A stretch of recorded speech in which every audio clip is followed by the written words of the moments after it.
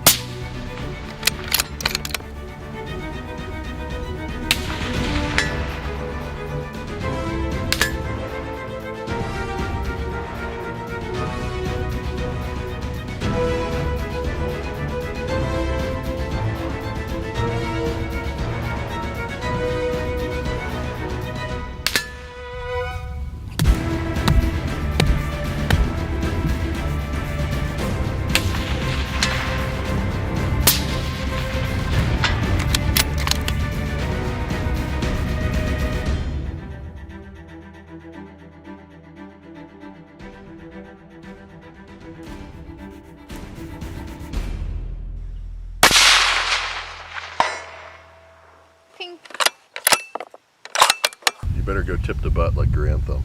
And welcome back. We're out here in the shade taking a break because it is really freaking hot up there. It's like 93 degrees and like 1,000% humidity because it rained this morning, and Curtis now has developed allergies. This is a new thing, so yeah, just kind of falling apart. What can I say? But I'm out here doing some accuracy testing because, to be completely frank, the ammunition that we were using in the last segment, I'm somewhat unimpressed with the accuracy on it. So I was talking to my brother, who also owns a B14, and he was like, oh yeah, man, 130 grain ammunition is no go on the B14. I'm like, oh, well, that's good information to know. I wish I would have talked to you before I ordered ammo. And he says, yeah, I went away from all 130 grain ammunition. So I was shooting Sirocco, which is a hunting load, which has already got a ding against it because it's going to be inherently less accurate than a target load. And it's 130 grain, and he says that 1 grain makes a big difference with the performance in the B14. So we're going to find out.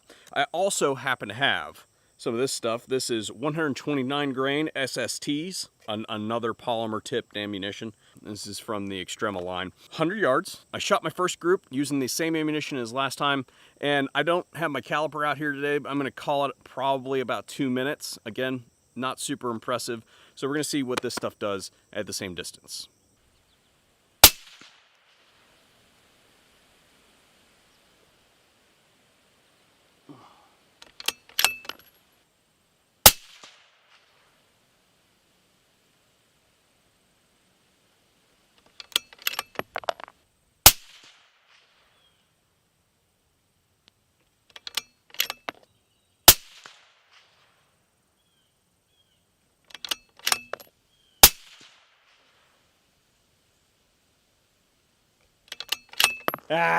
It's so hot. I forgot to spin my turrets back down.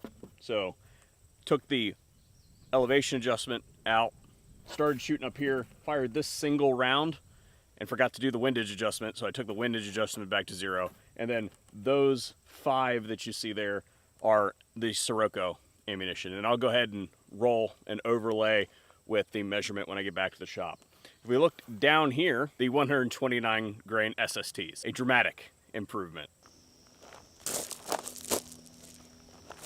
In wrap up, there's just a couple things that I wanted to highlight that I sort of glossed over in the initial on the chassis that I think are good attention to detail type things that should be shouted out. So I mentioned previously that the chassis is available in both bottom metal and magazine. I obviously went magazine. And I would identify this as a standard length AICS release, but if you listen and look, we have some aggressive checkering on that release. Now, that's not usually very important, but when it's greasy outside like it is today, or my mind goes to wintertime, when we've got reduced dexterity, either because of cold or the gloves that we're wearing, getting a purchase on those releases can be somewhat of a challenge and can be somewhat frustrating when things are frozen. So good looking out on Woox's part by including that in their metal, because that's just one of those quality of life things for the end user. So good on them. Now, moving rearward, we touched on this, right? The adjustable length of pull. If you look at that, I see a back plate, a shim, and a recoil pad. That's a lot of length of pull adjustment, so I don't know why you would need more than that, but if you're a giant or something like that and need to add more shims, then I've identified this as a shim from use on other rifles. So it looks like there's the capacity to add different size shims, or perhaps even reduce it if you really like the thing crushed up short if you're a small person. So again, modularity is something that I like to see. Speaking of modularity, if we move here, the last thing I wanted to kind of highlight was if you look at that bolt handle, there's a fair amount of air on either side of it. That's a big old gap. And what that tells me is that this chassis is built with considerations for a wide range of firearms that fall inside the R700 family, but then also latitude when it comes to changing out your bolt handle. Different geometries, looks like it'll be able to work out there. In closing, I want to take you to the Woox website. Yeah, you can just pick up their standard models if that's what you're into, but their custom shop function allows you to build it your way with a variety of options providing mix and match modularity to achieve your desired look. Woox seems to be offering a lot of versatility, so be looking out for more on them as the setup gets broken in and the round count continues to climb. There's a lot of videos that I've come up with that having a decent quality 6.5 to shoot them with is something that I've wanted to do for some time. Now I no longer have to borrow my brother's when I have a 6.5 project. Now I just have one hanging out. Solid pickup if you're in the market for a chassis, particularly in the wood and metal variation. So special thanks to all our patrons on Patreon and Subscribestar who helped pay the ammo bill on this one. You guys are doing heavy lifting on that. You should see some of their names on screen right now.